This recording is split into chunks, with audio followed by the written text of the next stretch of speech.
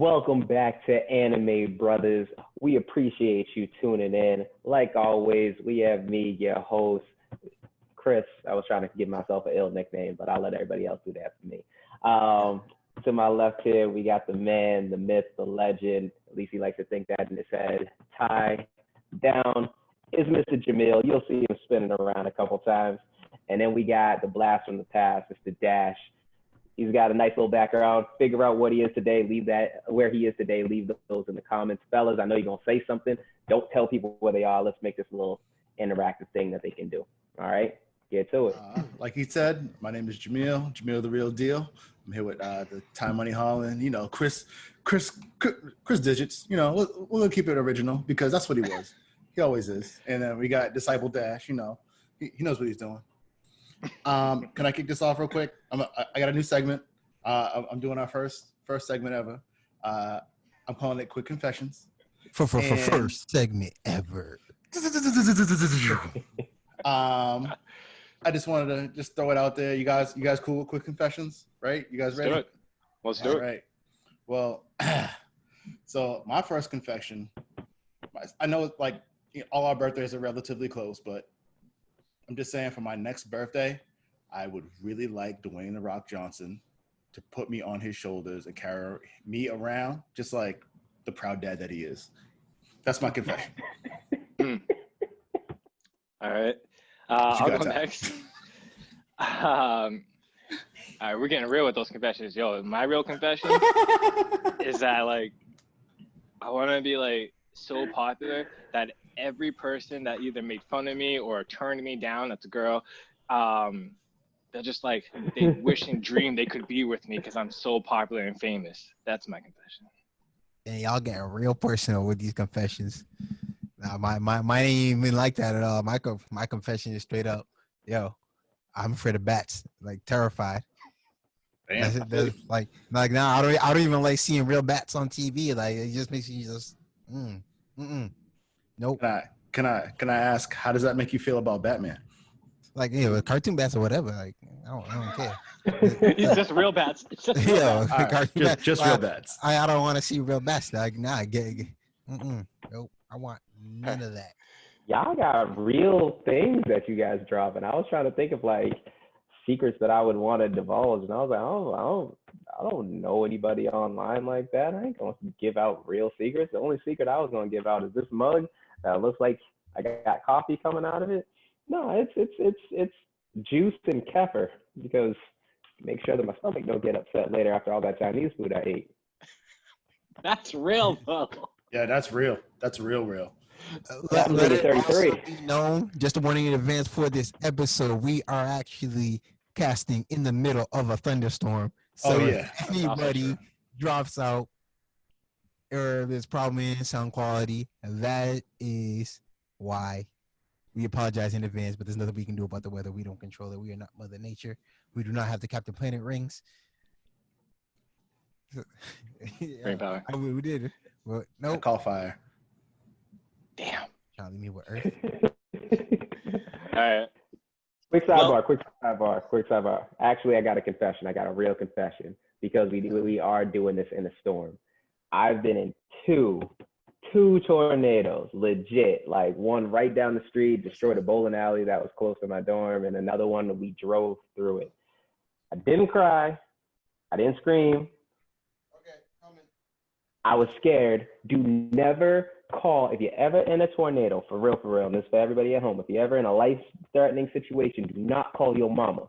You call your mama, all of a sudden you think that you're going to be fine, and then what happens is, Lord Jesus, please don't die. And I'm still here, so praying works, but that was the only time I thought I was going to die.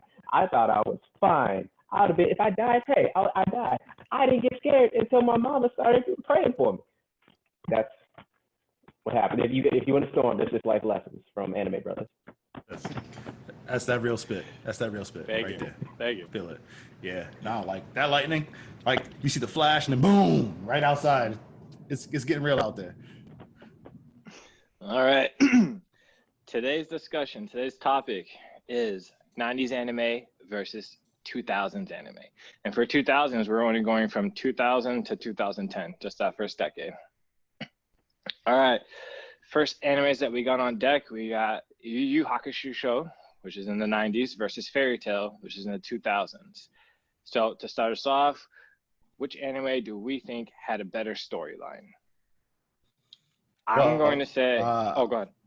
Yeah, go for it. I was going to say they're an apt comparison because like the both lead characters have like otherworldly origins. Like, you know, Natsu's dad is supposed to be the dragon, and then like Yusuke Urameshi's dad is supposed to be the Demon King, and so I like the comparison here. So this one works very well. What were you gonna say? Oh, I was just if I was just gonna pick a storyline, just like flat out, I think Yu Yu Hakusho's storyline I like better than not Fairy Tales. Just saying. See, so okay. I like Yu Yu's storyline. I like Yu Yu's powers better because he's limited. Like literally Natsu is the exact opposite where he has unlimited power. Like he might run out of like mana or whatever, but like Yu Yu can do like 1 shot a day, then he can do 3 shots a day, and then that's about it. And, you know, he could fight other than that. So like it was, but I actually like Fairy Tail storyline better. Reason being is because like the way they twisted at the end. I don't know if can I throw the spoiler in? Is it all right? Hit him with the spoiler. Hit him with the spoiler. All right. So Natsu being Zeri's brother, I was like, oh, that's cool. That's a good twist. I like that. All right. So like he's like in a sense, like, you know, not really defeating like the ultimate evil, but he is. So I kind of like that.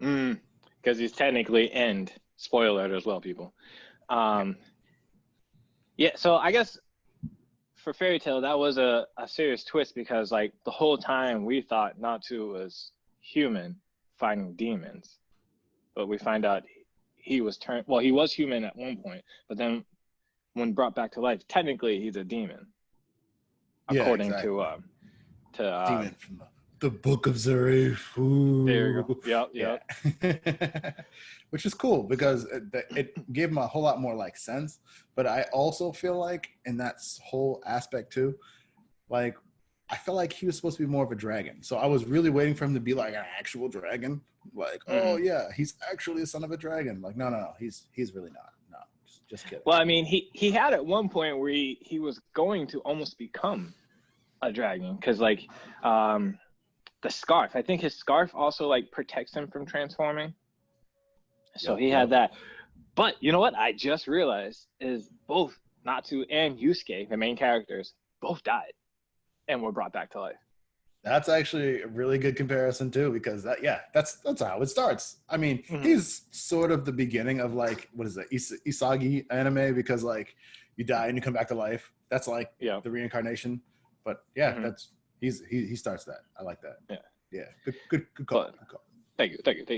But I guess the reason why I would choose Yu Yu Hakusho is because like I know I like the whole like he's a bad, well, he's not like kind of like a bad kid. He's on the rough edges, like not school's not a big fan of him. He's like the outcast or something like that, always getting into trouble.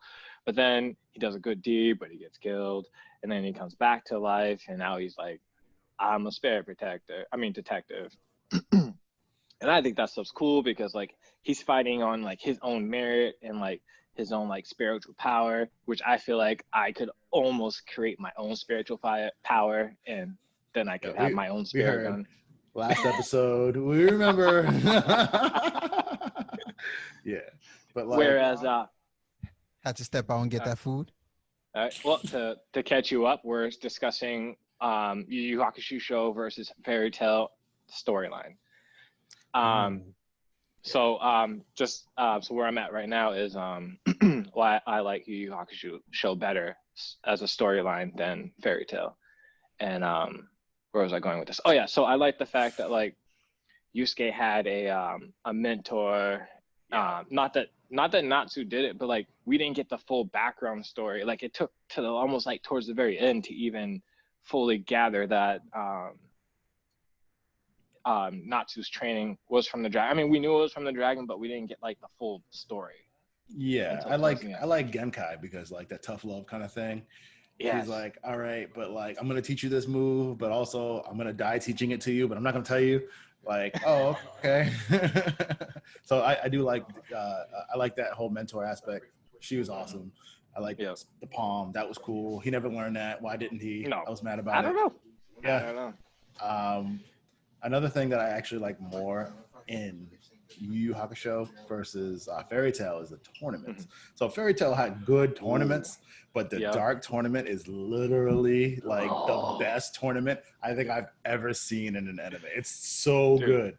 Like Dark tournament. Although what is it, Tagoro brothers though? I hated them as like a anti whatever. Like as a bad guy, I didn't like them. They were kind of weak. Like he was the bad muscle.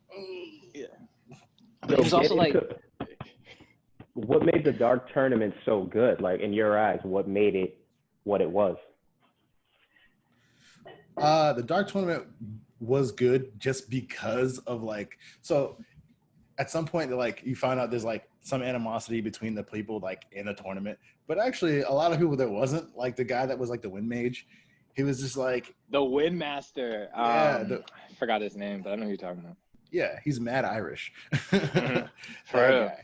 He was like you know, I'm a bad match for you and all this other stuff, but like they fought it out, they did their thing, and then like they got to fight 4v4, and that was fun. I just enjoyed that more.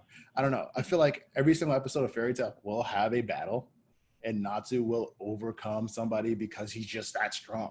Like at some point, like Kuwabara, Karama and Hiei, like they all had to fight and they all had to prove how strong they were because like at some point, like Hiei was like poisoned during that tournament. He was like overpowered, so they would like take him down a notch, right? And so that was like a better driving factor to me. Yeah, I also like the character build up in Yu Yu Hakusho because you kind of briefed on that. So I like their character build up versus Fairy Tail's character build up. I mean, granted, some of the Fairy Tail characters, they still had like, I think the show was really, honestly, based off of Lucy, not Natsu, but Natsu's the main character. Yeah, 100%. Like, I think we figured out why, like at the very end of it, because he's not really like a living being, so they didn't want to be like, that's the main character. He's not actually, he's the twist. He is the twist. But like, yeah, I feel that. And then you had Gray, who really didn't even have a true. Well, they did the storyline where like his family was killed by the. Yeah, I guess he does. Entire arc for Gray. Like, come on, you're right. If you're gonna have somebody with the storyline, like he's the one. Yeah, Elsa Scarlet. Like, come on now. I get it. You had a rough childhood, really rough. Really rough. Her childhood was pretty rough. But like, dude, every time we went back to her, it's just like, I can't let it go. I can't, like the whole story. And then who was our boyfriend's name? Well, wanted to be boyfriend. Jalal. Yeah, Jalal. Yep. Yeah. And like she couldn't let him go either, man. Like dude's evil, then he's not evil. Then he's like in this crusade that goes on to take on evil doers. There's all over the place, and she was still following him in love, man. I guess that's deep love right there. Anime love. But like the last couple of episodes or like the last chapters in the manga, like he was ride or die. He was ride or die. Oh man, like I ain't never seen a dude been like that. Like, yo, I'm sorry, I kind of messed up some, but like I'm with you. I got your back. Like every so often he would like mesh with her like that. You know, like this is good. We got this. All right. Yeah.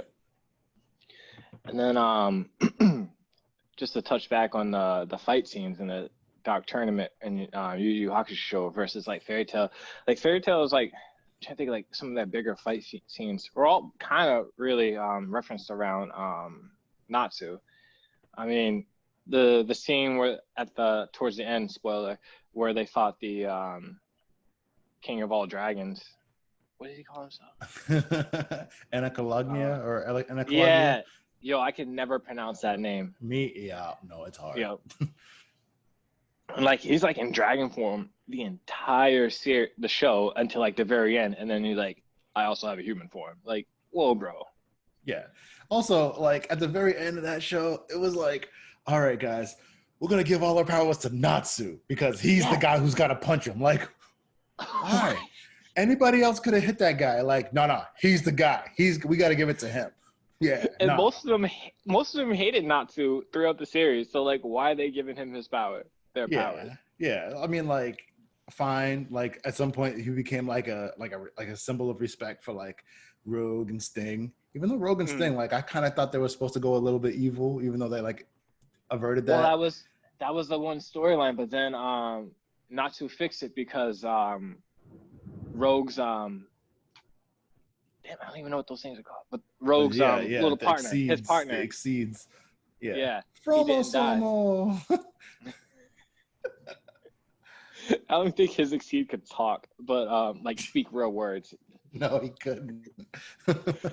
But the reason why he went evil is because his Exceed was killed in the other timeline, but Natsu changed it. Yeah. But like, I don't know. I still kind of expected a little bit more from them. That's why I kind of knocked it down a little bit for me. Like, just in general, Yu Yu Hakusho is darker. Like, oh, for sure. In terms of like drawing, in terms of a lot of things, it's just darker, talk about it, grittier. Oh yeah, it's hardcore darker. Like, people will get murked. They ain't coming back. I was about to say that. Yu Yu Hakusho would kill off people. Natsu, they were just like beating them up and like, all right, bro, just don't do anything evil anymore. Like, peace. yeah. Like, no. We gotta ice that guy. He got to go. With the exception of Yusuke coming back to life, twice. Yeah. I feel like Kurobara might have got resurrected at some point too. No, he didn't actually die. No. He faked it. So he faked his death. He faked his death. Okay. Sorry. He and Toguro, he and Toguro, they planned to fake his death. But okay. Yeah, now that I'm back, because Beto was hungry, man. I had to get that food. Let me get a few words in from my man Yusuke and the gang. All right, go ahead. I wasn't really about that, but Yu Yu Hakusho was amazing. Just to show up, it's like you had these high schoolers, and it's like, especially when you had a character like Yusuke, that dude wanted that smoke no matter who he was fighting. Yeah. One of the biggest, one of the biggest, most popular anime trash talkers. Definitely Yusuke. And Kubara was like, but Kubara, like, he was that guy who kind of like started off as the underdog, started off corny, but as his powers progressed, you realize, this dude's actually quite nice. And you know what? I like Kuwabara because he played that manly man. Like, he wouldn't fight anyone unless it was a fair fight, clean fight. He wouldn't cheat, nothing like that. He was about that life. Exactly. Not only that, just when you add in the other characters in the show, then we got to go to my two main guys, Kurama the Fox and Hiei the Dragon. Like, I actually loved Hiei. The beast. Hiei is my favorite character in the entire show. Was hardcore my favorite character. He was a beast.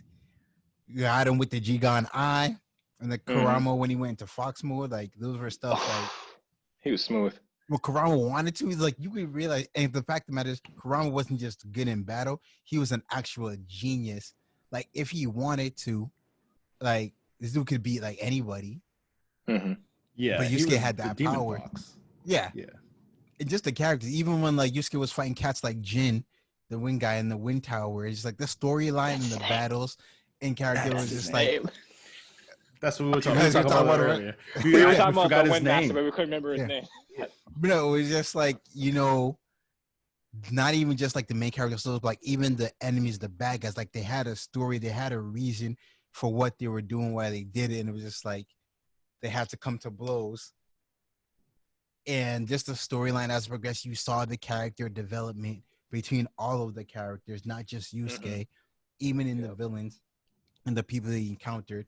So then when it came time for like that final tournament, it was kind of nice to see, like, and that especially with that last, like, after the Shinsui arc, and it was just like, they went from these ragtag bunch of teenage boys to like, we're straight up S-class demons.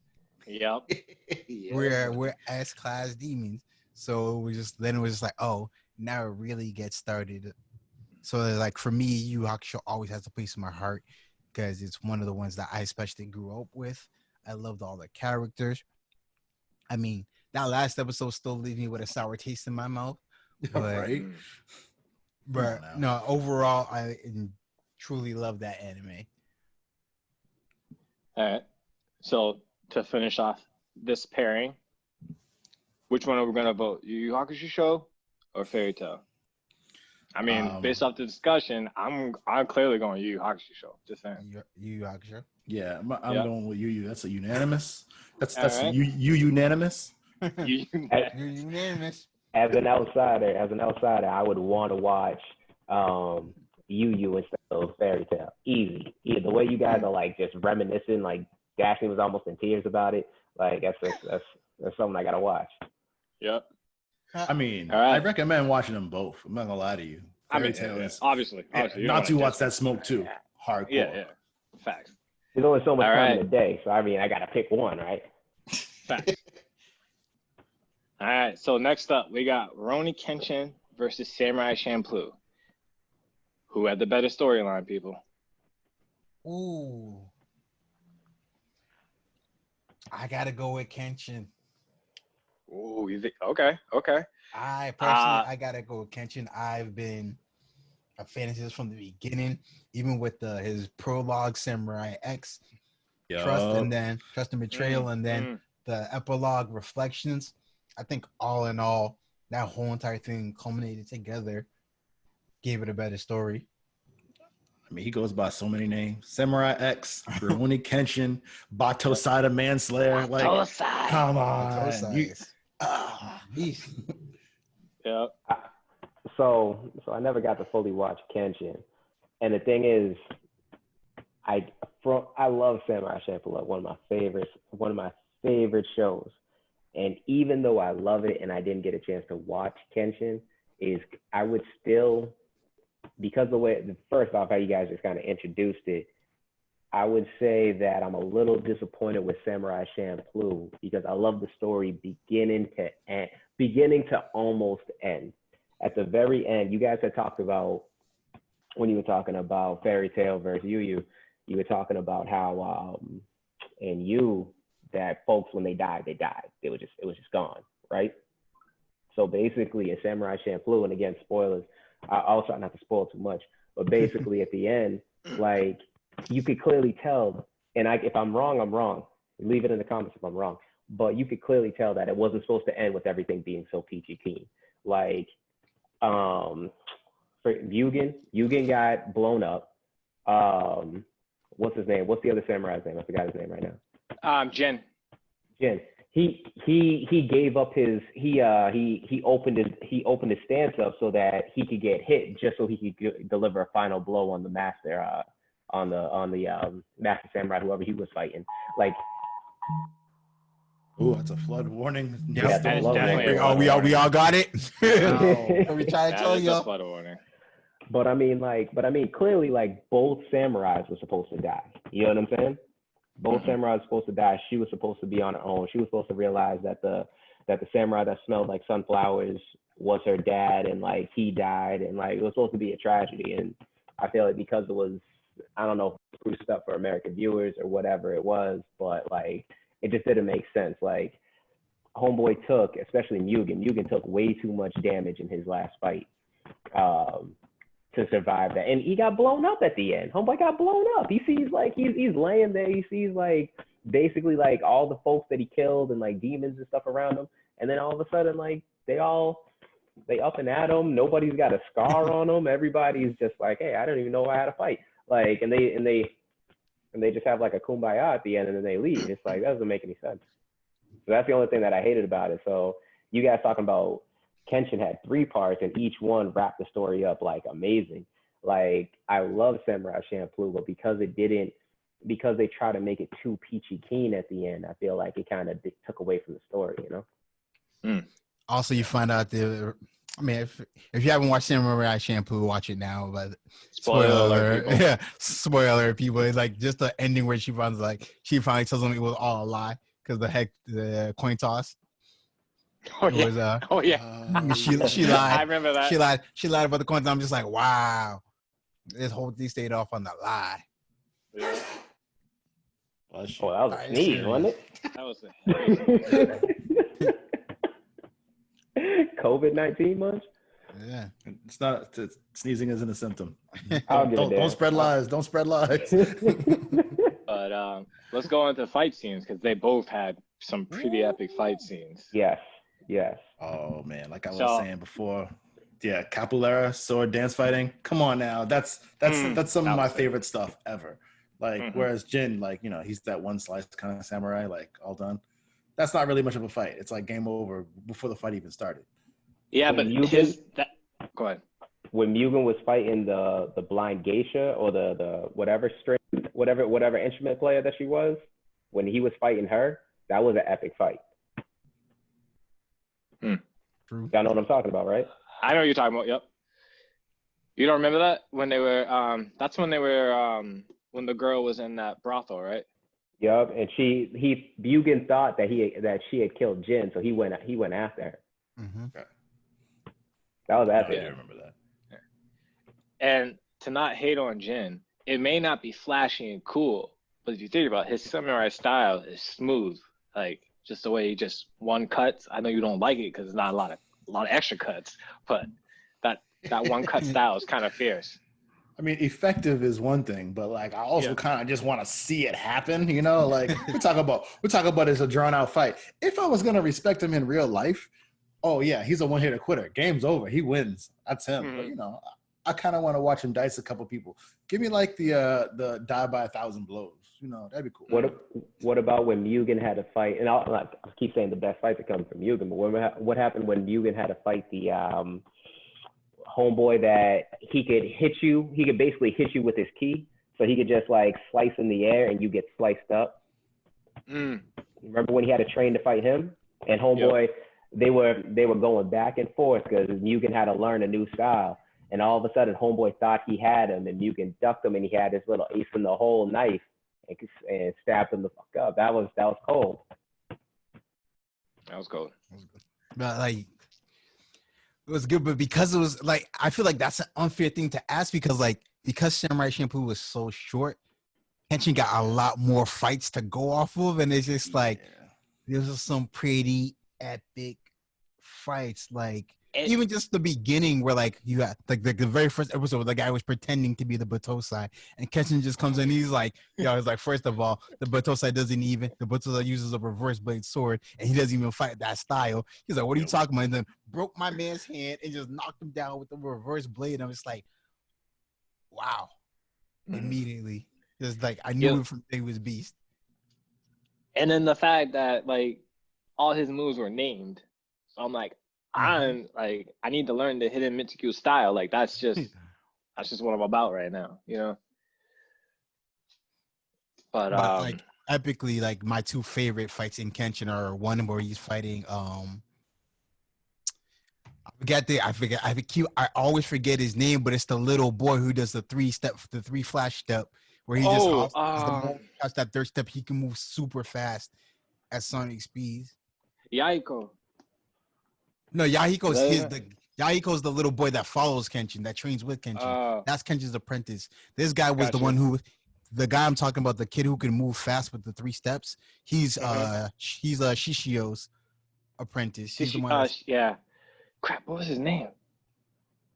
But anyways, I know what you're talking about. But yeah, Kenshin's fight with him, and then ultimately Kenshin's fight with Shishio are my two favorite battles because the way Shishio. Go ahead. That was such an epic battle. Oh no, we lost Meal.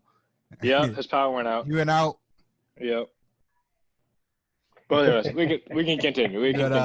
Yeah, no, like just his battle was the fact that he had to go back. Kenshin had to go back to his match because everybody thinks Kenshin is beast guy, and it's like just that battle with Shishio and his man. It's just like Kenshin knew going into it, he's going to have to go back to his master to relearn true Hita Mitsurugi style. Yep. And it was just like, just that battle alone was epic. The way he just finds that shit, I forgot what it's called. It was something about the dragon, but it was just like, even if it's because like the move is unblockable because like even if you block the first hit, the force about it in the wind, you get caught into the cycle. So it's like you get hit with the second wave, and it's like,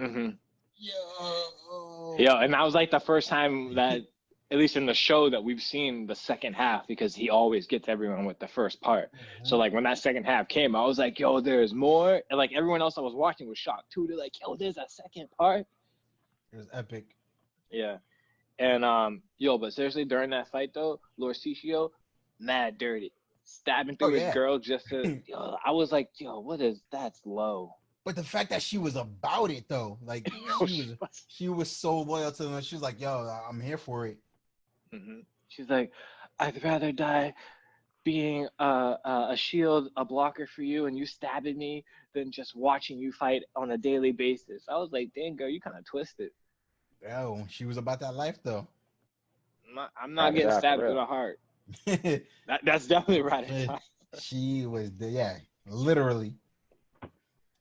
But no, those are. I would definitely say those are some of the top fights. The one against the Flash Stat Kid and Lord Ciccio for Kenshin. What up, little man? Got a guest in the house? Got a guest in the house. He just woke up. Uh-oh. Got that late nap in, so now he's gonna probably go to sleep late, and that means I'm gonna go to sleep late and have to wake up early. That it. Right. But so on these two, which would we say we enjoyed more? I mean, on one hand, you got Samurai Champloo. It was mostly fight scenes throughout the entire series, which was very entertaining. And then the other hand, you had Rurouni Kenshin, which had also awesome fight scenes, but more of a storyline, the 3 chapters building up into a solid ending. What are our votes? I mean, I'm voting Kenshin. I feel you. Me, just because, like, again, I haven't seen Kenshin. It's more of the want to see Kenshin, and I'm just a little soured at the ending of Samurai Champloo, because I thought everything about Samurai Champloo was ill. Like, I love the ending song, every episode and everything like that. So, like, since I haven't seen Kenshin, I just have to go off the fact that I want to see it so bad. So I'll say Kenshin based off of that, and I was spoiled by. I didn't like the way Samurai Champloo ended. Okay. And I'm voting Kenshin as well. All right. Next on deck, we got Escalafone versus Inuyasha. Woo! Right? Wee! So let's hit it off on some of the storylines. Which one do we think had a better one? I'll start it off with Escalafone. Actually, you know what? Both of them kind of started off the same type of way. You had a girl from present day Japan that either it goes through, like, it's some type of portal that takes them into the past, or in Escalafone's instance, another world per se. Yeah. So it was very similar in that aspect. Personally, having watched them both, I like Inuyasha's story more. I just gel more with Inuyasha because Inuyasha for me had a lot more likable characters, and so like for me, like obviously outside the main key, you got Inuyasha, Kagome, but then you got my guy Moroku, funny. Yo. Sango, I guess Sango was beast. Sango's kind of beast, but Shishomaru, legend. You had Jockin, probably the most hilarious guy in the entire show, underrated.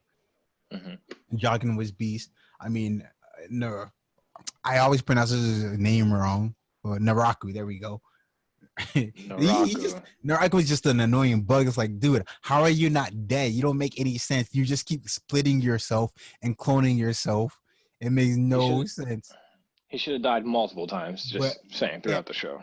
Inuyasha provided a wide variety of characters, and there's also, like, in the midst of all that fighting, you still have the love story that goes on between Inuyasha and Kagome, and Inuyasha and Kikyo, and then there's the developing romance between Sango and Moroku, And then you have then you got to deal with Naraku's clones. Like they realize they're trying to be more than clones, so like they don't want to live their life. They're not just trying to be clones just for Naraku. They want to have their own purpose as well. So there's so many different layers to the show, which made it really great. And they're like not taking away from Escaflowne. It's just like for me, that's what made Inuyasha more important for me. True. And Escaflowne, I mean, really gathered around Vaughn and Hitomi. Am I saying her name right? I think it's Hitomi. Hitomi. I think, yeah, I want to say it's Hitomi too. Yeah, Vaughn and Hitomi. But I mean, then you had like storyline of Vulcan, his brother. You're right. His older brother. The whole thing with their family line and the dragons and the fact that they had wings. I'm like, what's up with that? Like, I kind of almost want to fly too, but and then they also had like a little love twist too. Obviously, Hitomi and Vaughn, and then there was Alan, and then plot twist for anyone that watches Escaflowne, Alan's sister was the actual like villain, but I thought it was a boy the entire time until they were like, yo, that's my sister. And I was like, say what? That was a huge plot twist. And I was just like, I was shook. I was like, oh, wow. I was like, so that's really a girl, huh? Because the thing is, like, this is an anime from the 90s, where it's just like that topic now, like, especially being something with like transgender and stuff like that, like that wasn't really talked about as really much as it is now that it is today. Back then, so it was just like, wow, to see that was a huge plot twist. I was like, damn. But yeah, so like, no, I'll agree. There was more things going around in Inuyasha than Escaflowne. Escaflowne was kind of more narrow, like not too much stuff branching off as far as like other storylines and things like that. But I mean, for me, for Inuyasha, it was again another one that's like, because due to so many episodes, you get more fights to go off of. But just anytime, the reason why I like Inuyasha with this fighting is like they didn't try to act like Inuyasha was like the best at everything. He got his ass kicked many times, and most of it was by his brother Shishomaru. Like that guy was a legend. But Inuyasha was also half demon. Yes, Inuyasha, unlike his brother. Unlike his brother.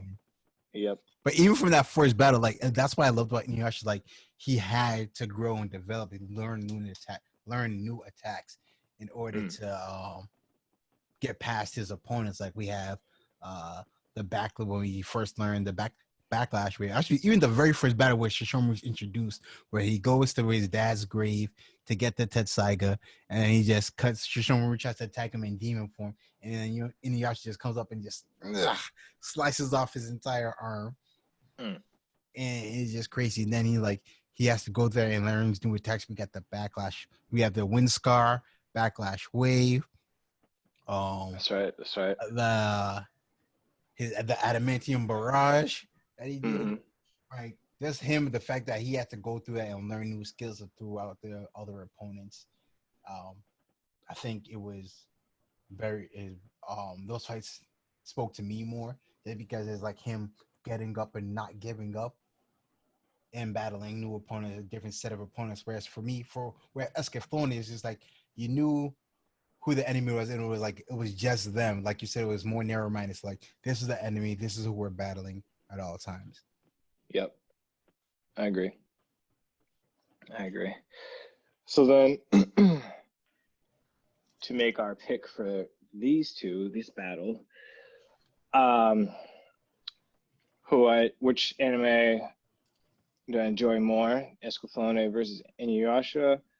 I'm gonna say Inuyasha has, as you mentioned multiple times, Dashni, just the story, even the extended fight scenes, and just the fact that it branched off, but it didn't like branch off like fillers, but it branched off in the right way. Right. I'm definitely Inuyasha, definitely for me. Yeah. And Don't get me wrong, I love Escafone a lot. But Right. definitely Inuyasha for me. And Chris, from hearing, what would you pick? I mean, when it's a unanimous decision, it's going to be Inuyasha. Like we don't have Jamil for any. If he was to say Escafone, maybe I'd be like, oh well, you know what, he makes a better point. But I'm listening to both of you guys, you both like drooling over it. I'm like, okay, well.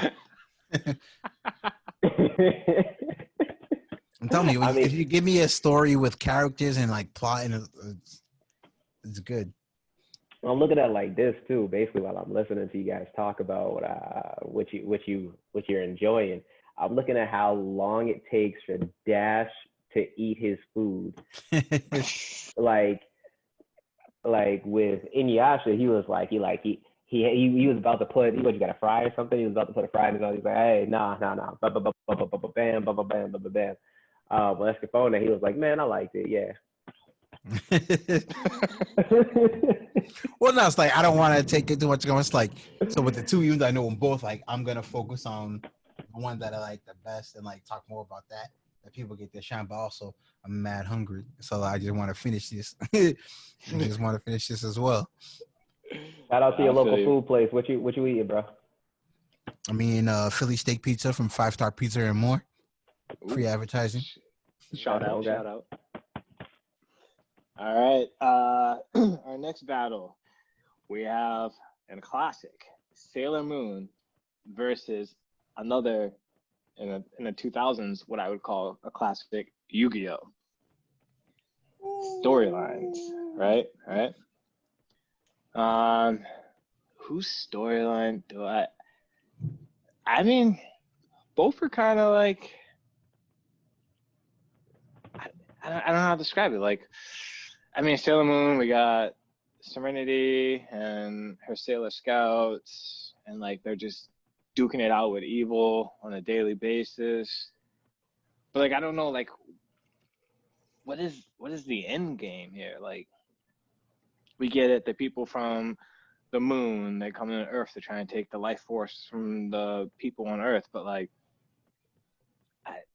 and then when they defeat majority of them, like, what's the next end game? The next end game is we get Serenity's future daughter that comes from the future to the past. Like, I don't really think I understood the storyline. It was just something more or less like entertaining for me. And then I had the Yu-Gi-Oh, where like all I got stuck in my head is like, Yu-Gi-Oh, let's duel. Like, that's all I want to do. Nah, Yu-Gi-Oh was good. I mean, I really like both of them. Like, Sailor Moon is a classic for me. It's something like I would intentionally force myself to make sure I woke up early on Saturday mornings to catch. And I like the story, and it's just like you had the queen, obviously Serenity. You have the queen, and for some, when they had the battle with the evil person of the Negaverse, they got sent to Earth, and like they have all of them get displaced, so like none of them really have their memories of who they were beforehand. And so like through training together and getting their powers, is like they eventually towards the end get their memory back. I love the addition of Mini Moon coming in. Luna the cat, amazing. Love that with the moon on the forehead. Just love the character. I mean, can't forget about the goat tuxedo mask. That's true. I love that, dude. That is my guy. Like, just coming into the scene, throwing a rose. It's like, hopped out back. It was like, yes. Roses for days. Love that guy.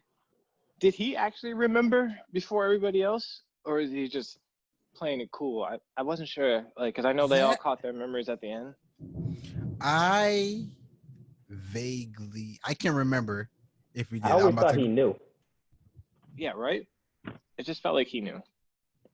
But well, there was always that connection there was always that connection between him and Serenity, even with their human forms. But he never like revealed anything to her like that. But it's like, plus they had a badass characters. Like the whole Sailor Squad is nice. You got after Moon, you got Venus, Mercury, Mars, and Jupiter. All have their own respective personalities, which made them in their powers. So that was pretty cool. I can't remember much to the villains, of Sailor Moon, but then also later on you bring in the additions of the other Sailor Scouts. They actually finally end up adding um, Uranus, Neptune, and Pluto to the mix.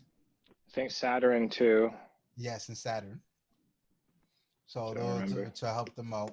But no, we just get it. Like Sailor Moon, like especially I know some people might refer to it as just like, oh, it was the girl show, but nah, that show was badass, man. That show was for anybody. Mm-hmm. Which is why, like Yu-Gi-Oh, as far as Yu-Gi-Oh goes, like I like the story of Yu-Gi-Oh, but I'm not really in love with it. Yo, so speaking of Yu-Gi-Oh makes the like if so like don't get me wrong, I was obsessed with Yu-Gi-Oh. Like I had the cards, I still have my deck and everything. But it's just like if Yu-Gi had to actually duel against with official rules, he'd be one of the worst duelists ever. He'd be one of like a lot of the stuff he pulled off makes no sense whatsoever. It's just like these cards and these effects do not. These cards and effects like they do not operate the way you're making them operate in this show. Like I know it's for the sake, you know, for you doing it for plot's sake, but like no, come back to blurry. me. There you go. All right, there we go. But it's like, yo, this doesn't make any sense. You can't do that, Yugi. That's not how this card works. That's not how it's allowed. It's like some straight up shenanigans. But like you find out it's like the boy, like he completes the Millennium Puzzle that his grandfather had, and it unlocks the spirit of the ancient pharaoh. The pharaoh. It's just Yugi's descendant, and that's another thing. The pharaoh was the one who was winning all them duels, not Yugi. He never fought alone. The pharaoh always took over. No, like, and then they had that. Although one of my favorite battles, it was just like, oh, when they were fighting Pegasus, and Pegasus was trying to read their mind with the Millennium Mind. He's just like, we're just gonna have to keep switching back and forth from the Pharaoh to Yugi, so we'll never know which what the move actually is. So now, because if we don't know, he can't know. Fact. So I was like, all right, that's a cool move. That's and then we were like, as cheesy as it was, anytime I was doing, I was always talking about, you know, Heart of the Cards. If we get that draw, it didn't work in real life, but you know, it's something to just talk about. Love the Heart of the Cards. Trying to think, I didn't get into Yu-Gi-Oh cards. I was a big Pokemon card person, but I remember always watching other people play Yu-Gi-Oh. So, as like with a capitalist mindset and everything like that, that's how I looked at both of those shows. Like now, as I look at it now, when I was growing up, it was clearly just Sailor Moon. It was on early in the morning Saturday, and me and my brother be up there watching it and everything like that. And like you said, Ty, when you come across like the storylines and stuff like that, like the reason why I say I'm looking at it as a capitalist mindset, because all the other animes that we talked about and are probably going to talk about further on in this show and everything don't seem like they have as much to do with the selling of toys or just like super mainstream. Like anime's just really starting to get mainstream, and like some animes crossed over into what the West was doing and trying to sell as many toys as possible and all this other stuff. You know what I'm saying? So like Sailor Moon, when you guys started talking about the extra Sailor Scouts and the extra and Mini Moon and all that, it's like, yo, that sold toys. You know what I'm saying? And then when you talk about Yu-Gi-Oh, that was straight up about selling cards. Like when like Dash, you're like, yo, you can't do this card. You can't do this move with this card. This set doesn't do that. Like Yu-Gi-Oh didn't care. He was like, you still bought the set, didn't you? Right? So like with my childhood mind, I really loved Sailor Moon because it as cheesy as it sounds, like, because me and my brother when we were younger did not get along at all. But Sailor Moon was something that we could agree on to come together and watch. You know what I'm saying? So it was like there was a couple of cartoons like X-Men, all that. So there was like peace in the house, and we could get together and watch Sailor Moon together. So like I really liked it because of that. You know what I'm saying? I couldn't stand that. Your boy is Tuxedo Max. I can't stand that man. Bro, don't stop showing brothers up. How many times you sitting there, like, think about what happened in Sailor Moon. All of a sudden, everybody out chilling, these teenage girls out, so there's other teenagers around, whatever. Whenever somebody's taking their girl to the spot and everything like that, a monster comes out. Oh my goodness, everything's so crazy. Like, you're some regular dude, you can't save your girl. Homeboy throws a rose out of nowhere, and you just sitting there like, bro, I'm trying my best.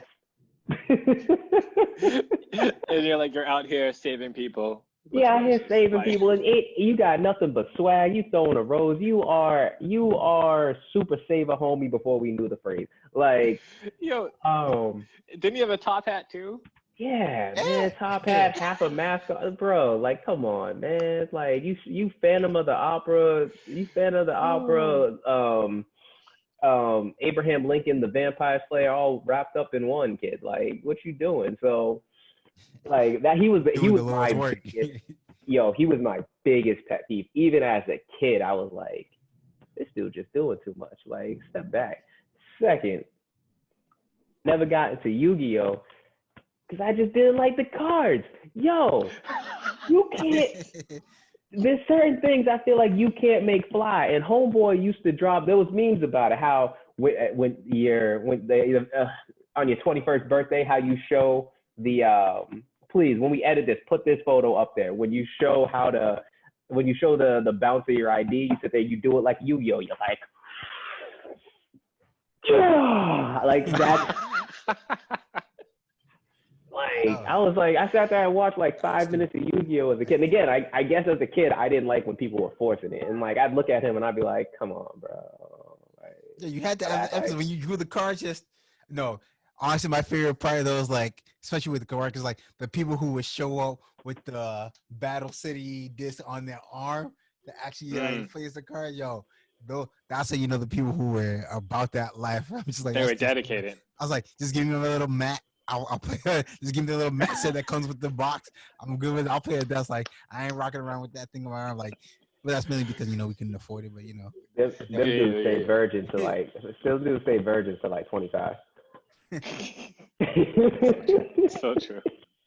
But like, I love honestly, like, being actual dueling was so much fun, especially having like my friends come over and then we just battling it out. Yeah. Now, wasn't too big of a Yu-Gi-Oh! Fan, the show, but for some odd reason, just the fact that like it was just so catchy, like let's duel and like just throwing your card, like you got even though Chris was hating on it, for some reason it's just so catchy and I can't not want to do it. I just want to throw my. Everybody was just like, once in your life, everybody had to be like, it's time to duel. Y'all, capitalism at its finest. I mean, like, legit, I ain't gonna hate on them. They got you by the cards, so I ain't hating on it. I'm just, if you dropping a card that epically, you ain't. I mean, come on now, bro. You know. Dominoes? Have you ever played dominoes with a group of black men? Yeah. I went to an all-black school. Hold up. Let's segue real quick. We want to talk about dominoes. Went to FAMU, and you and I hang out with Ty. I'm sure you've been over his house when his parents are playing spades. Bro, I'm not good at spades. I don't with dominoes like that. I'm not throwing the bones. I'm not losing money. I ain't doing any of that nonsense. I've seen folks, like, legit. I've seen well-meaning. I saw this. I remember when I was a freshman in college, only air FAMU, and I met this well-to-do, a fine young woman. She was on her way. She got there for a full scholarship and everything. Bro, she hit them spades, and she was like, "You were Nick. Give me that." I was like, yeah, spades is a whole different beast. Like, oh my gosh. This is the thing. If you sitting there taking books like that, and if Yu-Gi-Oh had this type of style that was like, again, it was too much of a force to me. But if Yu-Gi-Oh was taking people's souls with the cards, like a black person plays spades, bro, I'd be watching. I'd be like, because I was there watching. I didn't want to play. I didn't want any of that smoke. Oh, like, yo, you don't know? Yo, cats were getting sent to the shadow realm. What you mean? Yeah, that's where the whole gets into the shadow realm is from. Yu-Gi-Oh started that. Sending cats to the shadow realm is from Yu-Gi-Oh. Like, maybe I shouldn't be hating that much, bro. I was just more, come on. I was just more hating on the pretty boy hairstyle, just flipping it like, his hairstyle, wow. Yeah, like I can't do that. But I mean, if you sitting there taking folks' souls and talking trash like that, I guess. Sending people to the Shadow Realm was all Yu-Gi-Oh. That's where it started from. Maybe I have to reevaluate my stance. I'm telling you, it's like that's why it's like the whole exaggeration with like the card slapping and the whole thing. It's just like honestly, like I've seen that in real life. Like I can't even like sit there and hit them. It's like my own people do it. My own people do. We do. Like, yeah. I'm scared of your moms, Ty. I'm scared of your moms. I ain't never trying to play no spades with your moms, man. Nah, I ain't playing spades. You remember? Do you remember, or did you hear the story how she made Darrell cry playing spades? I heard that story. See, see what I mean? You become a different entity altogether playing spades. Dude, it was you're bad. No longer like, the same person. It was my mom and his mom playing against him and one of his friends. Both my mom and his mom just went in. Like he put the wrong thing down, and they capitalized and took his book. They was about it. And they ran a Boston on him too. So sad. No. They ran a Boston on him. They did. The very first time when I was learning how to play spades, I remember my boy, because I didn't learn how to play spades until college, and I am not good, and I will not try.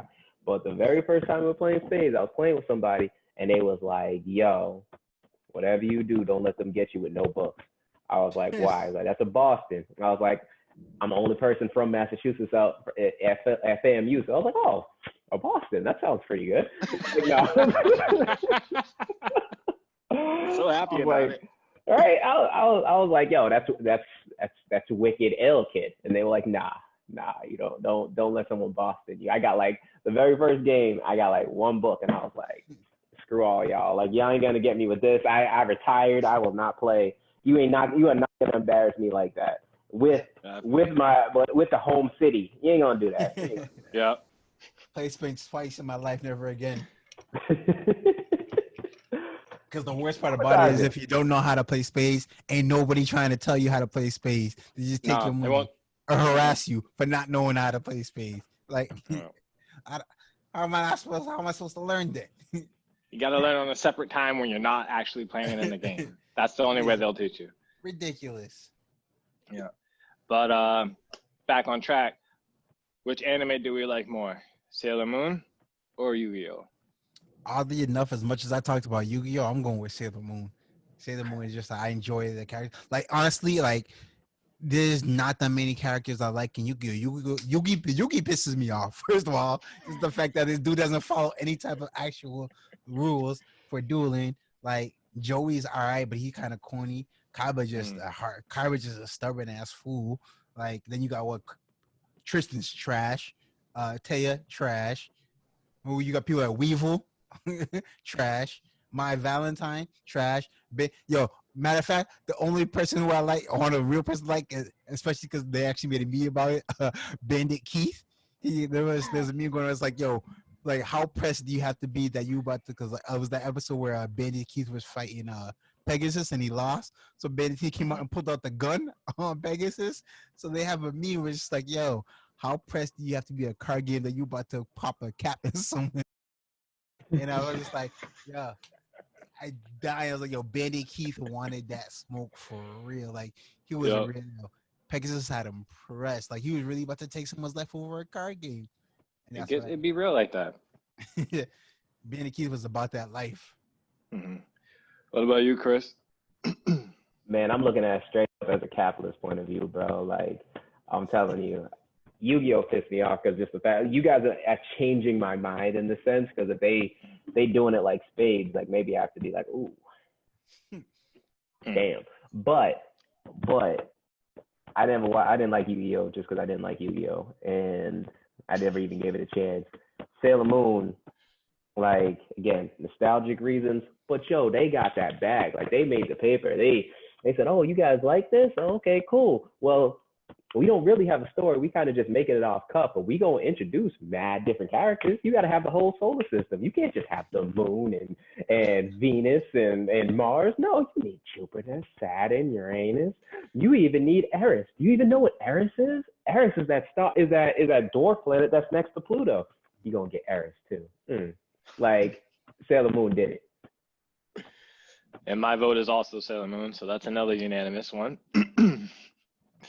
That's it for our anime topics. Dashni is going to give us some honorable mentions.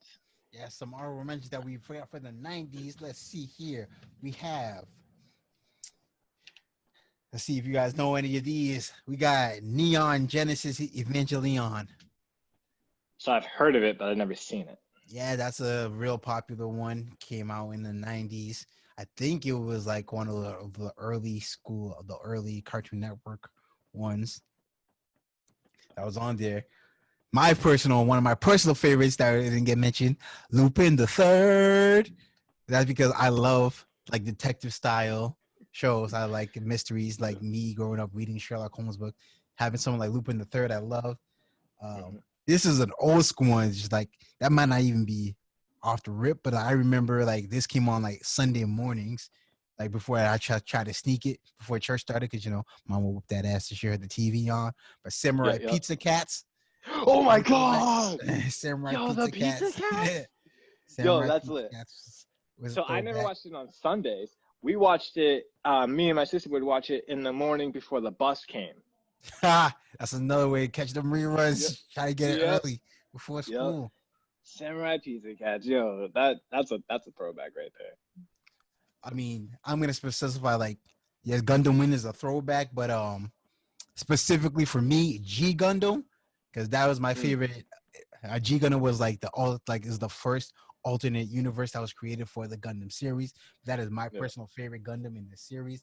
I love all the characters, the mechs. So we have Gundam Wing, but more specifically G Gundam. Let's see, we have Digimon. I gotta throw that out there. Digimon Can't go wrong. Popular. I'm gonna tell you why Digimon was awesome. Lead character's name was Tai. Hands down, that's it. Popular. Oh boy! Like here's the thing. Like, and we can save this for another segment, but I'm gonna just put it out there. If Digimon had the same marketing as Pokemon did, it would have been far more popular. Oh yeah, it would have been far more popular.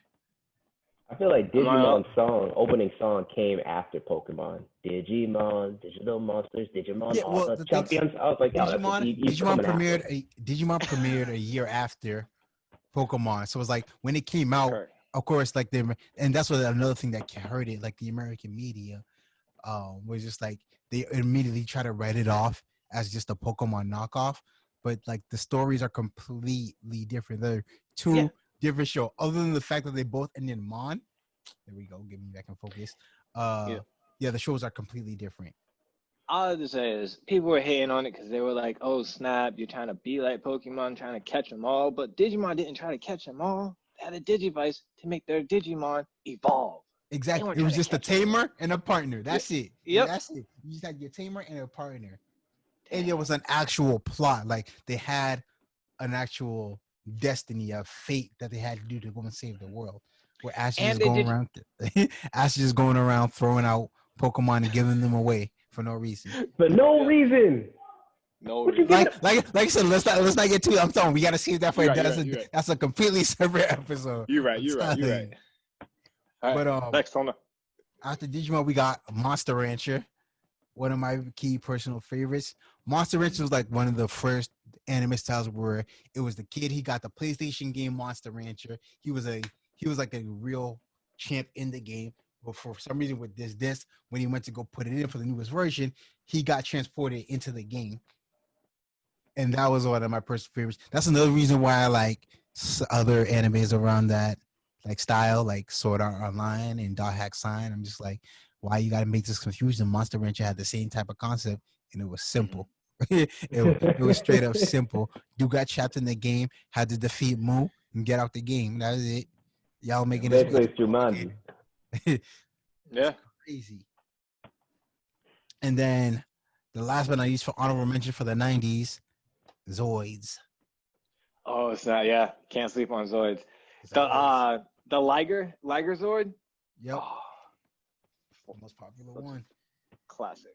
For 2000 honorable mentions, we got.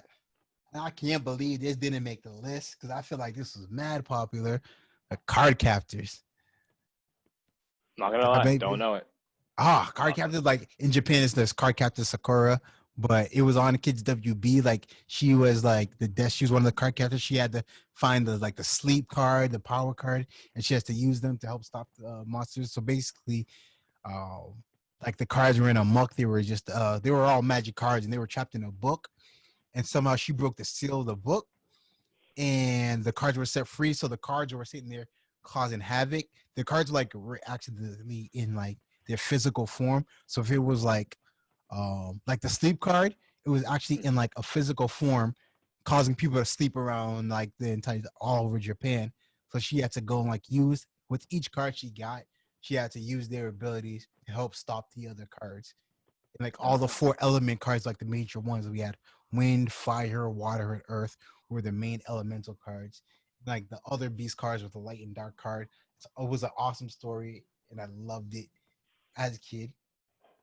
I mean, we got Shaman King. Oh, can't sleep on Shaman King, bro. Shaman King has an honorable mention. Beast, I love it. Got that stored up on the hard drive. Mm-hmm. So good. I got that one too. I like that. That was a good story. I like the plot on that one. Yes. Another one. Maybe this might be just me, but I remember Samurai 7. Nah. A 7 Shogun Samurai. We were set in a futuristic time. That was a good one. This one might be just me, but this one was called Elfen Lied. It's a really short anime. I think about maybe 13, maybe 15 episodes.